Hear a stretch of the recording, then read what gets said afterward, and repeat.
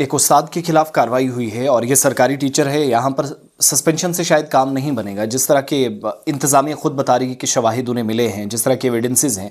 एक शख्स जो बदसलूकी करता है और उसके आधार को, उसकी बुनियाद को जानने की कोशिश होती है, तो वी गॉट टू नो कि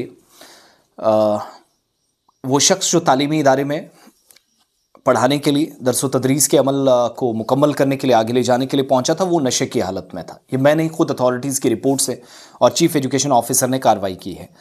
और इस ज़िले के अंदर अब तक बहुत सारे इस तरह के अफसोसनाक वाक़यात रूनुमा हो चुके हैं जहां पर लोगों को सस्पेंड करना पड़ा, उनको दूसरी जगह अटैच करना पड़ा, जिम्मेदारियां दी गई, लेकिन ये सज़ा काफ़ी नहीं है। जिस तरह का कंडक्ट है, मिसकंडक्ट आप कह लीजिए या इंटॉक्सिकेशन आप कह लीजिएगा,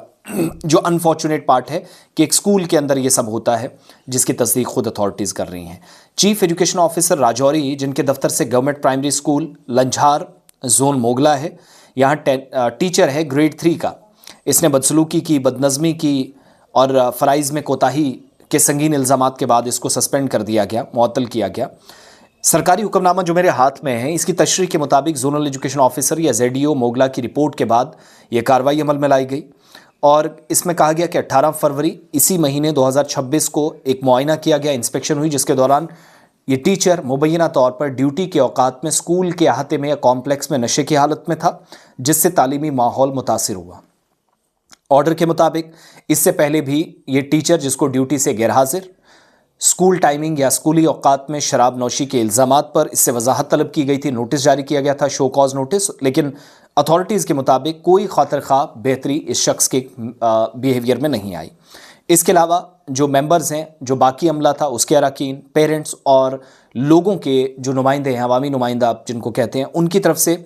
रिटन कंप्लेंट्स आई। बदतमीज़ी इसने अमले के साथ की, उनको हिरासा करने के इल्ज़ामात लगे, तदरीसी फ़राइज़ में गफलत और सरकारी मुलाजिम को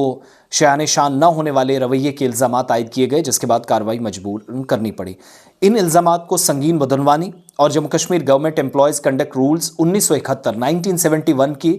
खिलाफ वर्जी करार दिया गया और चीफ एजुकेशन ऑफिसर राजौरी ने Jammu Kashmir civil services classification control and appeal rules 1956 के तहत